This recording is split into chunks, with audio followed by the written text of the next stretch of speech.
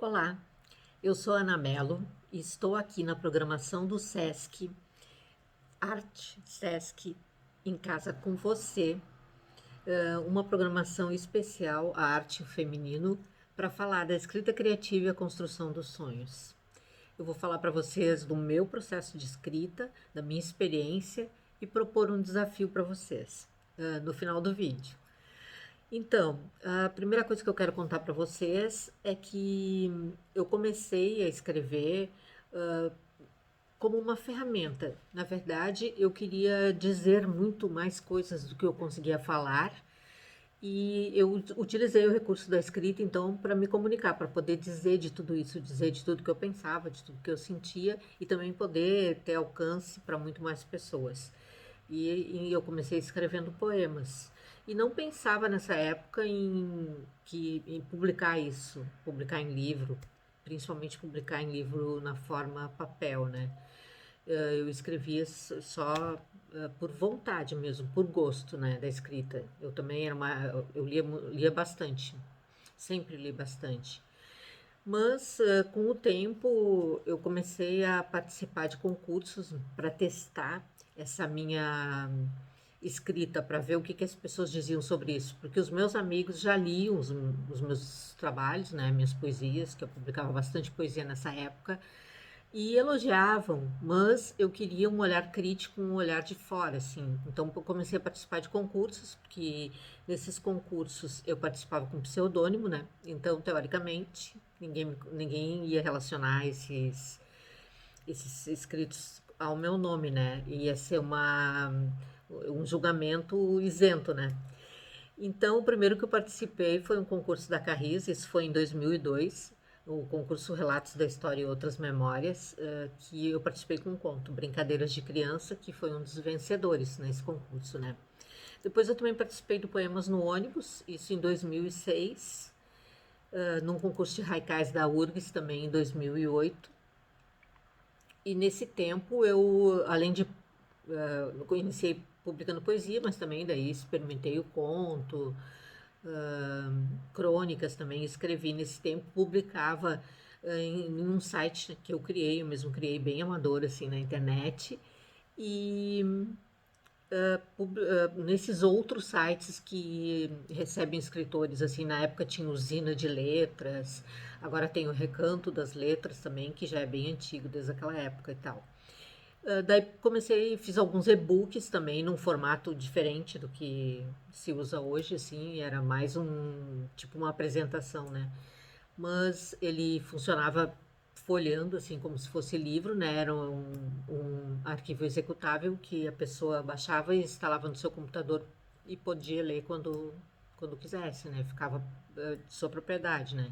Eu não cobrei, nunca cobrei por esses e-books, eles serviram apenas como divulgação. Era uma forma foi uma forma que eu criei para divulgar todo o meu trabalho, né? Esses e-books eu fiz de dois gêneros, mini contos e poetrix.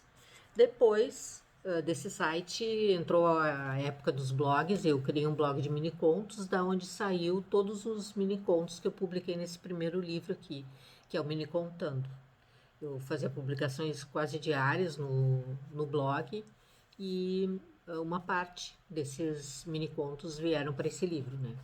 Teve também um livro de crônicas, que é Para Onde Vão os Objetos Perdidos, que hoje não tem mais a versão em papel, mas ele continua a versão digital.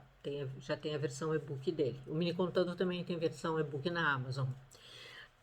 Depois teve alguns livros infantis que eu publiquei. Um deles foi o Perseu, que são poemas sobre mitos.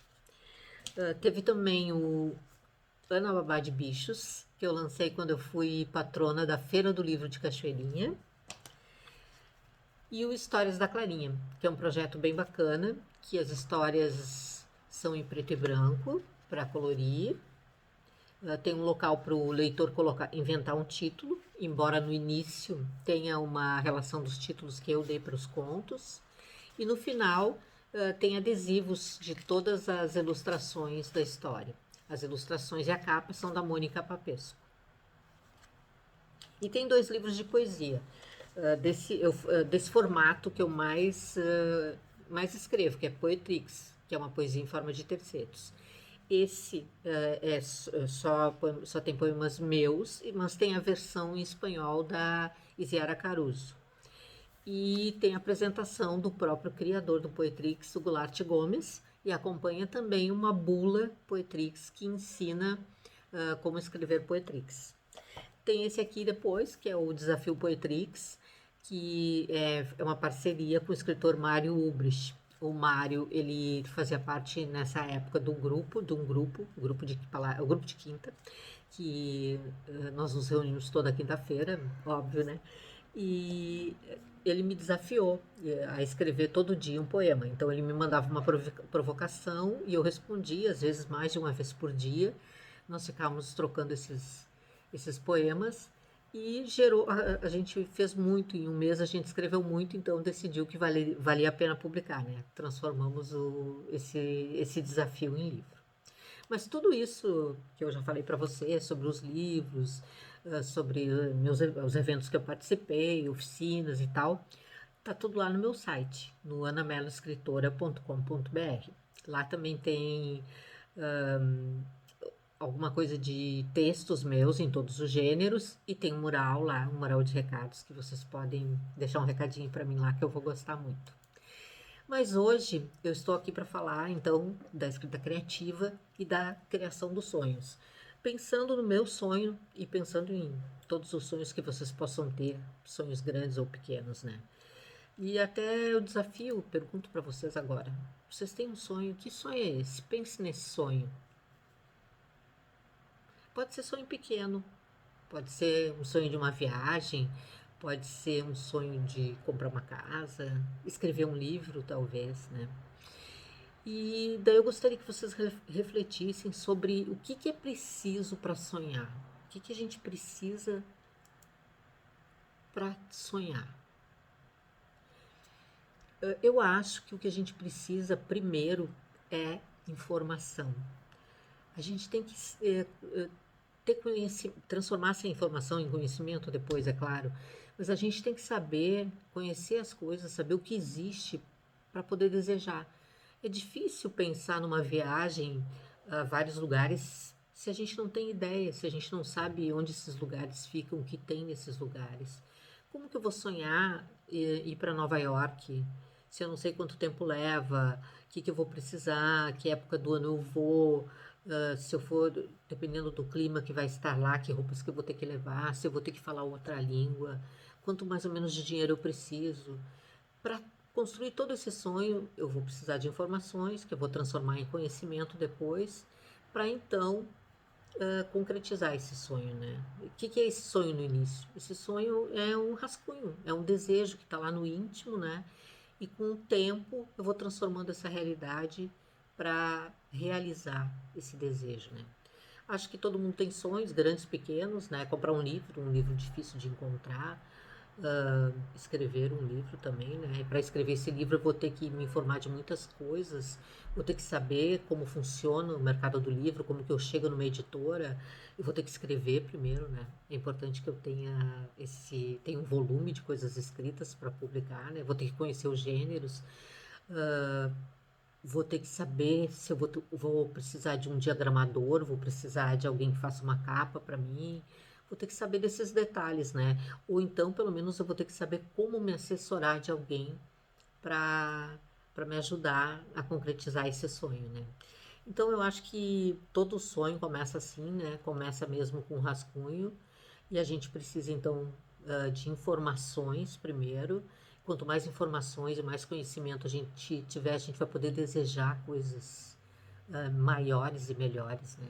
É difícil pensar em, por exemplo, desejar experimentar um fundi se eu não sei nem o que é, nem quais são os ingredientes, nem pensar se eu gostaria mesmo ou não de comer tal fundi, né?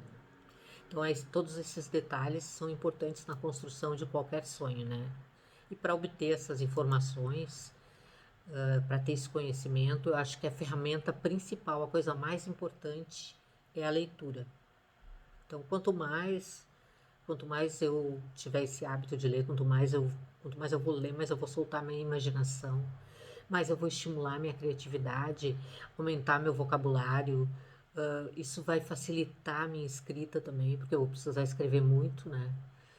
Para tudo, para organizar os pensamentos, para criar minhas listas, para meus roteiros de viagem. Vou precisar da escrita em qualquer profissão, né? E para isso eu vou ter que ler bastante. Ela vai me ajudar, a leitura vai me ajudar muito na vida profissional também, vai melhorar minha comunicação com as pessoas, vai ampliar meu conhecimento geral, né? E acho que principalmente vai ligar também meu senso crítico. Quanto mais eu leio, mais eu me questiono, mais eu pergunto de que maneira podia ser, se poderia ser diferente, e vou poder fazer escolhas melhores também, né? Então a leitura realmente vai me ajudar em tudo isso. E eu vou precisar escrever também, eu acho, para construir qualquer sonho. Tanto os meus sonhos profissionais, como os meus sonhos de crescimento pessoal, como é óbvio, meus sonhos literários, né? E aí eu tenho uma receita. Eu costumo comparar escrever com fazer bolo. Porque assim, ó, vocês sabem que tem aquela receita básica do bolo que a gente encontra em qualquer lugar, né? Para fazer um bolo, se você tiver 3 xícaras de farinha, 3 ovos, 2 xícaras de açúcar, 1 xícara de leite, 1 colher de fermento, precisa de fermento, é claro, e 1 colher de manteiga ou margarina. Mistura tudo isso, coloca no, precisa da forma, coloca no forno e tal, assa e produz um bolo. Várias pessoas, a partir dessa receita, vão construir bolos completamente diferentes. Porque a gente vai aprendendo que se a gente aquece o forno primeiro antes de colocar o bolo, esse bolo cresce melhor. Se a gente coloca na hora da mistura o fermento apenas no final, a gente vai ter um bolo que vai crescer mais, vai ser um bolo mais fofo. Se a gente coloca as claras batidas em neve também, numa certa altura da mistura ali mais pro final, esse bolo vai ficar mais fofo, né? A temperatura certa, porque se eu botar uma temperatura muito alta, eu vou queimar esse bolo. Mas tem outros detalhes também. Posso rechear esse bolo, posso colocar uma cobertura, posso dar um toque de licor, posso colocar uma canelinha, um pedacinho de cravo, umas frutas no bolo, né? Posso acrescentar coisas a esse bolo. E o que tem isso a ver com a escrita? É que com texto eu acho que é a mesma coisa. Por quê? Porque um texto básico, ele vai começar um título, desenvolvimento e final. É aquela história de você começa com uma letra maiúscula, coloca, acho que foi o Pablo Neruda que falou isso, né? Coloca a ideia no meio e termina com ponto final. Realmente, isso é uma ideia básica de texto. Mas então, o que vai fazer diferença no meu texto? O que vai fazer um texto melhor? Eu acho que tem várias coisas que podem fazer um texto melhor. Assim como no bolo tem a cobertura, recheio e tal, no texto também eu vou fazer um texto melhor se eu tiver um vocabulário melhor, se eu tiver minha criatividade ligadona, bem desenvolvida, se eu tiver um modo diferente, um modo legal de estruturar meu texto. Diferente não totalmente fora dos padrões, não totalmente louco, mas assim que chame a atenção do leitor, né? A minha capacidade também de envolver o leitor com as minhas frases, com meus parágrafos, né? O conhecimento do assunto, porque é importante que eu conheça o assunto que eu vou escrever. Se eu não conheço o assunto, é claro, eu posso pesquisar, posso me inteirar, gerar um conhecimento e depois escrever, né? Mas eu preciso, na hora que eu estiver escrevendo, eu preciso ter conhecimento do assunto. A correção ortográfica e gramatical também é importante no texto, vai valorizar o texto. Isso não impede, eu acho que a gente não pode ter medo de escrever porque a gente tem algum problema. Eu não sei bem a utilização dos porquês, eu não sei muito bem a pontuação. Não, eu acho que a ideia é o principal e colocar o texto no papel. Depois a gente vai se assessorar de alguém que corrija o nosso texto ou nós mesmos com o tempo vamos estudar e escrever textos melhores, né? Mas a princípio todo escrito, todo livro vai para uma correção ortográfica e gramatical antes de ir para a publicação, né? E claro, é óbvio, né? Ser um bom leitor vai contribuir diretamente, vai influenciar diretamente na qualidade desse texto, né? Que eu vou estar escrevendo. E eu julgo que a criatividade é o princípio de tudo, assim. Eu tenho que ter ideias, né? Eu tenho que ser criativo, eu tenho que transformar essas ideias, né? Daí as pessoas perguntam, mas é a criatividade? A criatividade é uma coisa que nasce com a gente, é um talento, é um dom? Eu acho que não. Eu acho que a criatividade a gente pode exercitar, a gente pode praticar, a gente pode se programar para ter ideias melhores, sabe? E como que a gente vai fazer isso? Ah, de várias formas. Fazendo exercícios, por exemplo. Que exercícios? Vários. Palavras cruzadas é legal.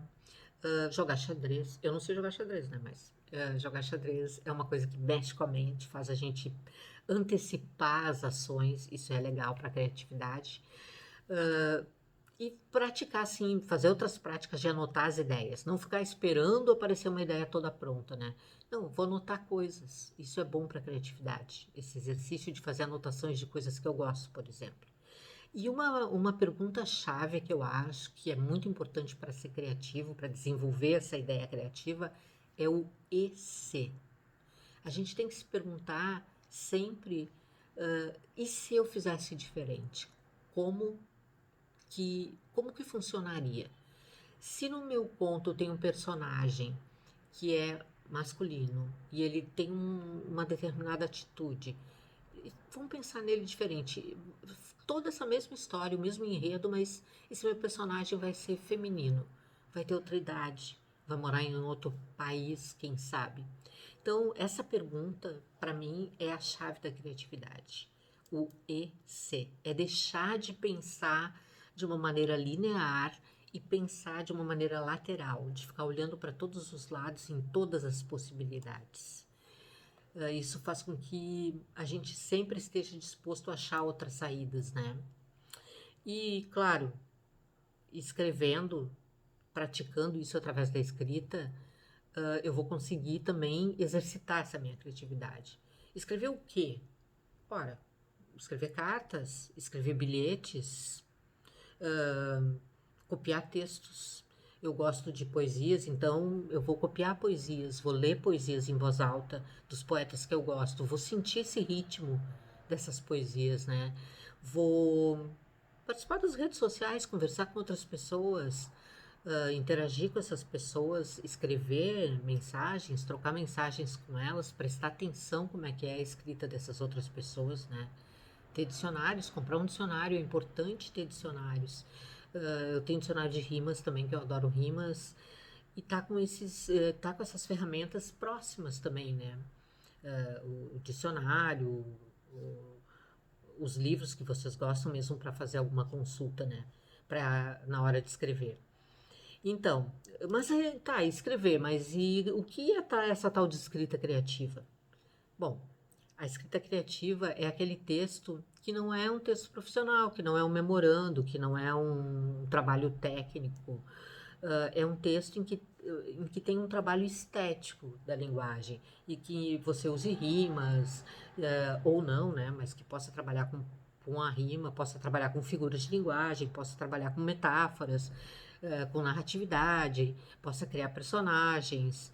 E aí tem uma série de textos, pode ser um roteiro de televisão, de cinema, pode ser uma letra de música, uma história em quadrinhos, uma crônica, uma biografia, esse tipo de texto. Então, esse é o texto que seria a escrita criativa que eu estou propondo para vocês, que vocês façam, como esse exercício agora, para pensar diferente, para ver, olhar para. Eu acho que a escrita em geral, assim, ela nos beneficia porque a gente, no tempo que a gente está escrevendo, a gente está se analisando também, a gente está se modificando, construindo uma pessoa diferente.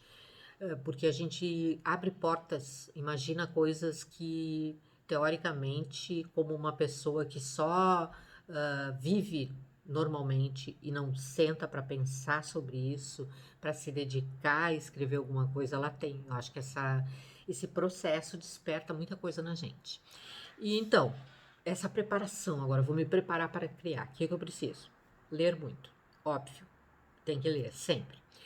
Mas aí eu posso usar umas táticas. Eu uso assim, ó, eu tenho, por exemplo, uma lista de palavras que eu gosto. Não que eu vá toda hora consultar essas palavras, mas essa lista, esse arquivo de palavras, me faz muitas vezes imaginar outras coisas, me levar para outros rumos. Numa hora que eu estou pensando em escrever alguma coisa, não estou com ideias, tá? Eu vou lá na minha lista de palavras favoritas.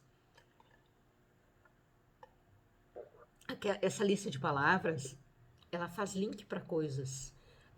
Coisas que eu pensei até na hora que eu estava escrevendo as palavras, né? Que eu estava formando esse meu arquivo.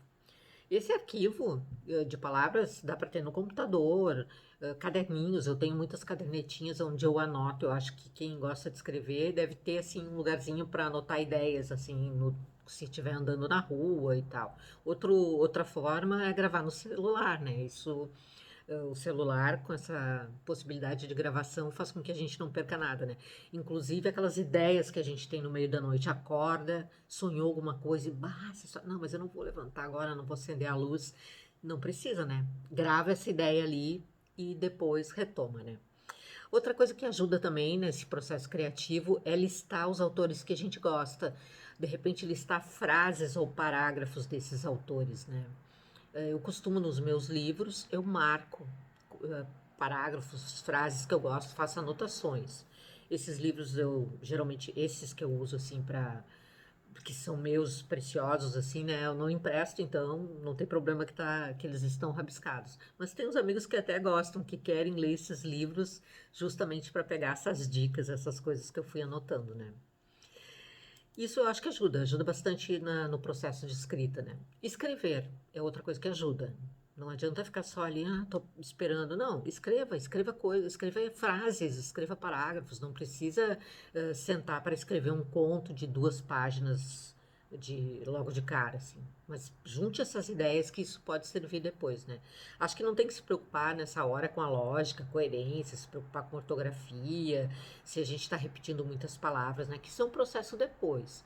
Acho que depois que a gente já tem um texto, não, esse texto está legal, está interessante, escrevi um conto, escrevi uma crônica, ou isso aqui é um poema, tá. Então agora eu vou fazer esse processo de ler em voz alta, de ouvir o ritmo, ver a sonoridade que isso tem, passar para essa outra etapa, né? Mas a gente está pensando numa etapa agora de escrever mesmo, de despertar essa vontade de escrever e começar a escrever, né? E para isso eu acho que a gente tem que considerar a escrita como uma atividade normal, assim como uma coisa do dia a dia, como ir na academia, como dançar, como qualquer coisa que a gente faz na rotina, né? Não pensar que é uma coisa muito importante, não que não tenha importância, né? Mas uma coisa assim que requer uma preparação muito especial. Não, pensa como uma coisa normal, como uma coisa legal, assim, da tua vida, sem muita pressão, né? Acho que a gente também não, para não atrapalhar esse processo de escrita, a gente não deve se prender a horários, né? Vou escrever sempre quando eu chegar em casa do trabalho, eu tomar um banho e fazer um lanche e escrever. Daí um dia não dá, tu já fica todo amargurado, porque teve um compromisso, porque não deu, já fica brigando com as pessoas, porque aquela hora é tua hora de escrever. Não, não precisa ter um horário certo. É bom que tu tenha esse hábito todo dia, que bom se tu puder ter teu cantinho lá para escrever e tal. Mas também não dá para se estressar se as coisas não acontecerem sempre dessa forma e depois ficar achando que tá bloqueado por causa disso, né? Então, escreva por prazer, né? E depois só faça essa parte daí da revisão e da correção dos teus escritos.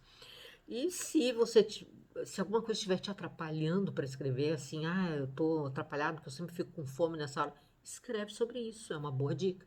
Vou escrever sobre as coisas que me atrapalham para escrever, né? E se der bloqueio, não se apavore, já falei, né? Eu acho que o importante é toda essa construção, o processo que eu leio, o processo que eu anoto, tudo, toda essa construção até chegar num texto final lá pronto já, né? Não, acho que a gente não deve ser muito autocrítico também, não deve, eu só escrevo coisa horrível, né? Escreve, depois a gente vê isso, escreva coisas, junte coisas. Escreva, na hora de publicar, depois tu faz uma limpa, né? Vê o que é conto, analisa todo o teu escrito, o que eu gosto mais, qual é a minha linha, eu tô escrevendo, não, tudo isso tá mais pra crônica, depois a gente separa, né? Esse negócio também de ter fluência, não tem fluência, não tem flexibilidade, eu acho que isso a gente adquire e precisa praticar para isso, né? E tentar ser autêntico, né? contar sobre coisas que são mesmo da vida da gente, né? A gente tem muita coisa na vida, em toda a infância, em todas as brincadeiras, nas amizades. A gente tem que estar atento, ser observador, né? Olhar para as coisas, como o Rubem Alves falou uma vez, olhe para as coisas como se você estivesse olhando pela primeira vez, mesmo que seja uma coisa do teu cotidiano, né? Acho que a gente tem que substituir também a preocupação pela ocupação, né? Não tem que ficar ali sofrendo. Não, te ocupa então. Não tá conseguindo escrever agora, leia, ah, leia, ou releia seus próprios textos, né? Recupere histórias. Eu não tô com ideia de uma história nova, então eu vou vou escrever uma história que alguém já tenha me contado, vou transformar essa história, reescrevê-la, né? Recontar de uma forma diferente, né? Acho que também, estou falando muito acho, né? Eu vou falar acredito agora. Acredito também que a gente deva iniciar com frases curtas, né? Não começar, não, vou escrever uma frase cheia de vírgulas, cheia de parágrafos. Não, escreve textos mais curtos, mais enxutos. Se eu não estou conseguindo ir para um conto direto, começa nos mini contos. Se eu quero escrever um soneto, tá, mas aquele negócio de contar sílabas e tal, eu não estou sabendo fazer ainda, escreve verso livre, começa por aí, né? Isso de fazer anotações e escrever ideias ajuda muito na criatividade, né? E inventar, assim, eu acho que tudo bem, a gente pode ter uma ideia mirabolante, uma ideia maravilhosa, uma ideia nova, mas muitas ideias partem de coisas que já foram criadas. A inovação que a gente procura tanto, às vezes é de fazer diferente, escrever diferente, partir de uma ideia que já aconteceu, mas fazer alguma coisa diferente, que alguém já teve, né, mas que complete essa ideia. Muitas vezes a gente pensa assim, ó, não, tá tudo aqui na cabeça, eu tenho um romance inteiro aqui na cabeça. Não adianta. Eu acho que a gente tem que colocar no papel que o formato que as coisas estão organizadas na cabeça da gente é uma forma meio condensada, assim. A gente precisa detalhar menor isso. Precisa colocar no papel. Tem que adquire um formato diferente na hora que a gente escreve, né? O que mais que eu posso dizer? Que esse negócio de ficar esperando a inspiração, às vezes demora, né? Então, eu sigo o exemplo do Pablo Picasso. Ele dizia o seguinte, que se a inspiração vier, que ela me encontre trabalhando, né? Então, tá, eu vou estar escrevendo outras coisas, né? Ah, tá, e daí tu pergunta assim, e que esse negócio, como é que vem esse negócio da inspiração? Bom, há várias teorias, né? Mas para mim a inspiração é algo que já está dentro de ti. É toda a tua vida, todas as tuas coisas, tudo que tu foi armazenando, que tu foi observando no decorrer da tua vida, que num momento tu te concentra, pensa em alguma coisa e joga toda essa bagagem tua naquele texto que tu está escrevendo na hora. Então a inspiração, ela vem de dentro de ti mesmo. Basta tu te concentrar e focar em alguma coisa que tu tá querendo escrever, né? E dentro da gente tem muitas ideias, a gente tem muito vocabulário, anota todas as palavras que tu gosta e que tu falou desde a tua infância, que fazem parte das tuas brincadeiras, das coisas que tu lia, fica anotando isso, assim, faz uma anotação louca. Vou falar aqui, o que eu brincava? Bolinha de gude, de pandorga, subia em árvore, construía panelinhas de fruta. Nossa, a gente fazia aquelas panelinhas descascando frutas, né? Pegando frutinhas verdes e construía, fazendo umas coisas, uns brinquedos artesanais. Só fazendo essa lista de coisas e de palavras que a gente usava, eu acho que já dá muita história, né? O Manuel Bandeira, ele dizia que a poesia, ela está no amor, assim como ela está nos chinelos, né? O que ele quer dizer com isso? Que o importante não é o assunto, é o jeito com que a gente escreve, a forma como a gente escreve. É isso que vai fazer tudo ficar diferente, né? Vai valorizar aquilo que a gente tem na mente, né? Bom, e como é que a gente vai testar tudo isso que eu falei? A gente vai Já pensou nesse negócio de se concentrar, de ter criatividade, de fazer essas anotações, essas dicas? Tá, vamos testar isso agora, vamos botar isso na prática. Eu vou propor duas formas. Tem gente que gosta de prosa, então escreve mini contos. Quem gosta de poesia vai escrever poetrix.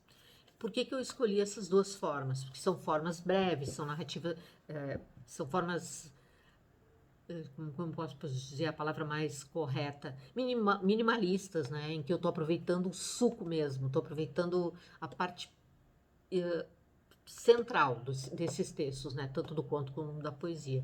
E também porque vai ser uma forma que vai ser rápida e curta para a gente divulgar na internet aqui, que é a proposta que eu vou fazer para vocês no final.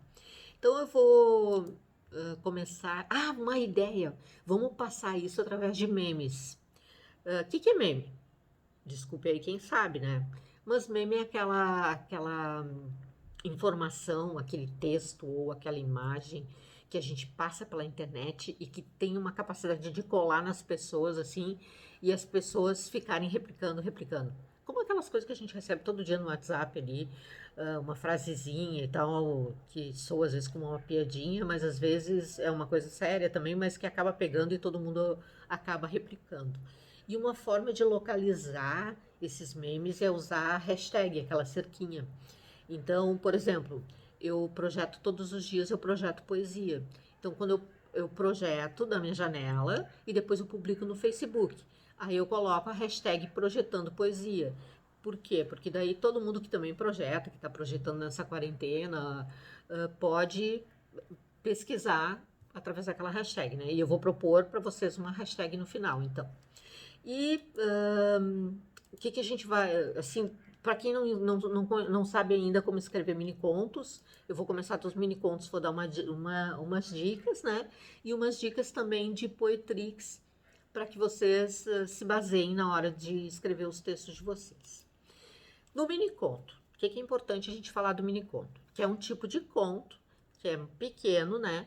E que tem no máximo um parágrafo pequeno. Se a gente pensar em número de caracteres, que daí caractere é qualquer letra, qualquer espaço em branco, qualquer sinal de pontuação, a gente pensa em 200 caracteres no máximo, tá? Mas eu vou falar alguns exemplos para vocês de mini contos muito menores, tá? De mini contos com 60 caracteres e que são mini contos legais. No mini conto, assim, o que é mais importante? Eu acho que é mais importante mostrar e sugerir, né? Deixar que o leitor preencha essas lacunas que faltam. Ou seja, a gente vai contar uma história, mas o leitor ali vai poder enxergar várias outras histórias por trás disso que eu estou dizendo, né? Então, o mini conto ele tem concisão, tem narratividade, tem subtexto, não é uma descrição, tá? Tem ausência de descrições. Acho que um final surpreendente às vezes fica bem, mas nem sempre esse final, essa reviravolta pode acontecer, vai ter espaço ali. Mas a gente vai instigar o leitor a dar esse desfecho, a imaginar esse desfecho, né? Com o jeito que a gente vai organizar esse texto. Daí publicar esse mini conto. Eu não lembro agora, não sei se o Twitter tem limite de caracteres ainda, mas eu comecei essa história de replicar, de fazer memes literários, publicando 140 caracteres. Daí o que eu fazia? Eu colocava o título e separava, botava 2 barrinhas, daí as frases. E quando era Poetrix, eu colocava o título, 2 barrinhas, daí colocava um verso, barrinha, outro verso, barrinha, para o leitor conseguir enxergar esse formato, né? Mas dependendo, se publicar no Face, por exemplo, não é necessário fazer esse tipo de formato, né? Vou falar para vocês de alguns minicontos, então. Do miniconto mais famoso, que é o miniconto do Augusto Monterroso, que é um escritor toda vez que eu falo isso eu erro. Não consigo falar. Guatemalteco. Ele escreveu assim, ó, não importa isso. Ele escreveu O Dinossauro, Quando acordou, o dinossauro ainda estava lá. Esse é considerado, sim, o miniconto mais famoso, né? E uma das obras mais célebres dessa literatura minimalista, né? Depois tem vários minicontos de escritores famosos que vocês podem pesquisar aí. Um deles do Hemingway, que eu acho que que eu uso sempre de exemplo, que diz assim: vende-se sapatos de bebê sem uso. Tem muitos outros escritores que escrevem minicontos. Tem uns que são bem famosos, que desenvolvem um trabalho há bastante tempo. Um deles é o Marcelo Spalding, e ele tem um miniconto que diz assim: o título é Declaração de Amor. E o miniconto diz: Eu te pago. Depois ele tem um que diz que o título é Pedido de Divórcio. Tu me paga. Aí tem alguns minicontos bem legais nesse livro aqui, Os 100 menores minicontos do século, que é organizado pelo Marcelino Freire. E aqui vou ler alguns para vocês desse livro. Tem um que é da Adriane Mirtes, que diz assim, não tem título dela. Pode não ter título miniconto se a pessoa optar por isso, né? Caiu da escada e foi para o andar de cima. Esse é o miniconto da Adriane Mirtes. Vocês podem pensar várias coisas, né, desse miniconto. Caiu da escada e foi para o andar de cima significa morreu, simplesmente? Não sei. Uma vez eu li esse miniconto num grupo, numa oficina que eu estava fazendo numa escola, e um aluno disse assim: Não, eu imaginei outra coisa. Eu imaginei que tinha faltado luz num prédio grande, e todos estavam se movimentando pelas escadas. E aí um rapaz tropeçou e se machucou, e vinha vindo uma moça atrás dele. E essa moça, que morava no andar acima, pegou na mão dele: Não, vamos lá em casa para te ajudar nesse ferimento que tu teve no joelho aí. E eles foram pro andar de cima. Então ele caiu da escada e foi pro andar de cima. E aí já aconteceu um romance e tal. Ele aumentou um monte, né? A história, isso é a participação do leitor. E olha que ele participou muito, né? Aqui também tem um outro, da Cíntia Moscovitch, que diz assim, não tem título também: Uma vida inteira pela frente, o tiro veio por trás.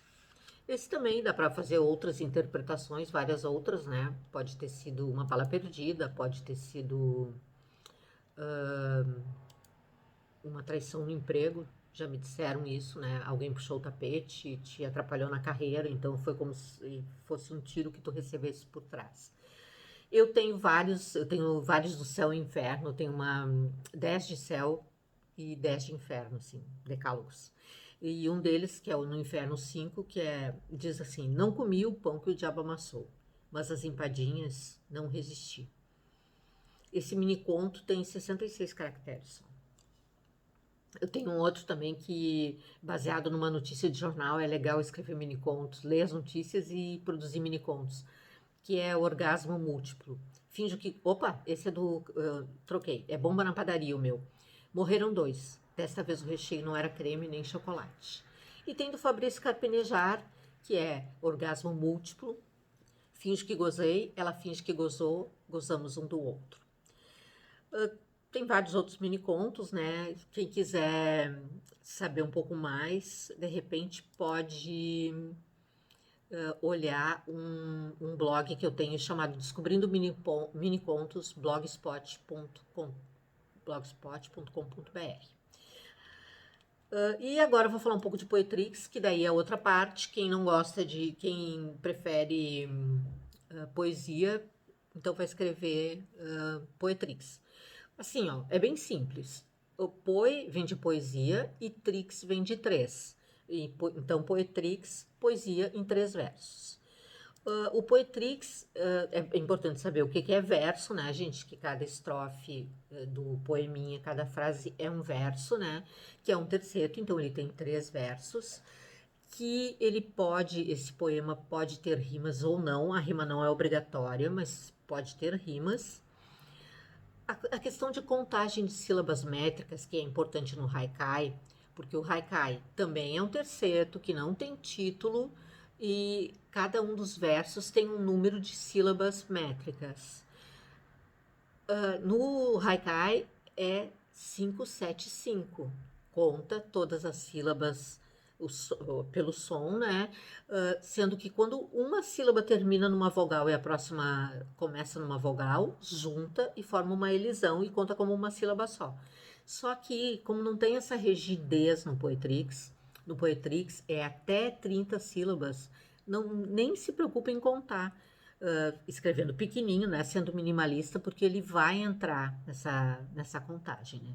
Então, pensem que tenha título, que tenha 3 versos e que tenha as sílabas métricas, não precisa. Vou ler um haikai para vocês sentirem a diferença. Olha só, o haikai não tem título, né? Esse aqui é do Busson. Ele diz assim: outro longo dia e a primavera vai chegando ao fim. O haikai não tem título, ele fala de uma cena da natureza, né? É como se fosse uma fotografia de alguma coisa que está acontecendo no mundo, no momento presente, e o autor não está interagindo, ele está observando, né? O Poetrix é bem diferente. Vou ler uns exemplos para vocês. Olha só, esse Poetrix aqui, o título é Melancolia. Esse Poetrix é do Antônio Carlos Menezes. E ele diz assim: à beira do rio, sou pássaro que canta em lugares sombrios. Ele usa rimas também, eu gosto. Ângela Togueiro, esse Poetrix é leitura. Os dedos do cego captam detalhes mais íntimos. Nas rugas, leem o ego. Esse aqui da Eliana Moura. Minhas mãos, carente de letras, fecham-se lentas e te leio no escuro. Que lindo, né? Maravilhoso. Vou ler um do Ricardo Mainieri aqui. O Ricardo Mainieri é gaúcho, é um poeta aqui do Rio Grande do Sul. Ele escreveu do tempo. Contemplo o tempo do alto dos meus dias e sinto alguma vertigem. Esses poetristas, quem escreve Poetrix é poetrista, eles estão hoje num site que é a AIP, Academia Internacional Poetrix. Essa academia foi criada esse ano, eu sou uma das acadêmicas, ocupo a cadeira número 3. E lá tem vários poetas, tem artigos, vários Poetrix, tem artigos desses poetas, e lá também tem a Bula Poetrix, que dá algumas dicas importantes. Até algumas dicas eu vou ler para vocês aqui, para quando vocês forem escrever os Poetrix de vocês. Essas dicas são do Goulart Gomes, tá? O próprio criador do Poetrix. E ele diz assim, ó, em algumas dicas aqui. Por exemplo, evite as orações coordenadas. Um Poetrix não é uma frase fatiada em 3 partes. Daí ele dá um exemplo. Por exemplo, telefonema. Passei a noite em casa esperando que ela ligasse, mas ela não ligou. Não, isso não é Poetrix. Vamos fazer uns cortes. Vamos fazer assim, ó. Telefonema. Noite em branco. Telefone mudo até o amanhecer. Interessante, né? Explorem o poder do título. É uma outra dica do Goulart também. Um poema, um Poetrix dele. Semáforo. Pensei ser outra lua. Olho verde contra o céu, fugaz no meio da rua. Muito lindo, né? Aí ele dá um outro exemplo desses cortes aqui, uma outra dica, que é um poema que, assim, a primeira versão que ele escreveu era assim, ó. Dragão, com a cabeça no ar e com os pés no chão. É um homem? Não, um dragão. Depois, ele fez esses cortes, assim, né? Melhorou esse texto. E ficou assim, cabeça no ar, dragão é o título, continua, né? Cabeça no ar e pés no chão. Homem, dragão. Show, né? Nesse livro aqui no Desafio Poetrix, cada um de nós, eu provocava o Mário me provocava e a gente respondia naquele tema, né? Vou ler um exemplo para vocês. Ele escreveu assim: tal qual líquido, o título. Para o desejo atender, não podes me mastigar, chupando irás me sorver. Eu escrevi elemento. Na química da sedução, tua saliva reage, transformando minha paixão. Isso é uma boa tática também. A gente escrever sobre um tema, escreve, o amigo responde, depois tu provoca e o teu amigo que tem que responder daí, né? É uma dica, então eu dei umas dicas simples. Esse aí atrás é meu gato, tá? O Sassá. Eu tenho 3 gatos. Como a gente tá gravando de casa, isso acontece. Eles aparecem assim, de súbito. E então eu quero concluir dizendo para vocês que escrevam, escolham, se vocês querem escrever Poetrix ou mini conto, publiquem com a hashtag Sesc, ArteSesc, ArteSesc Ana Mello, ok?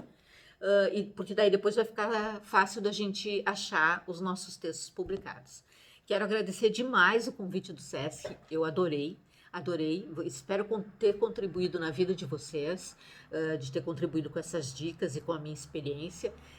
E desejo realmente que essa quarentena, que a gente saia dessa quarentena melhor. Aproveite, faça valer a pena essa quarentena. Eu tenho aproveitado bastante para ler, para escrever, para pensar sobre tudo, sobre a vida, mais sobre solidariedade, sobre amigos, sobre família, para escrever mais, para ler muito mais também. Então eu desejo realmente que você também seja uma pessoa melhor. E para ser uma pessoa melhor, tenha certeza que a leitura e a escrita são muito importantes. Beijo, tchau!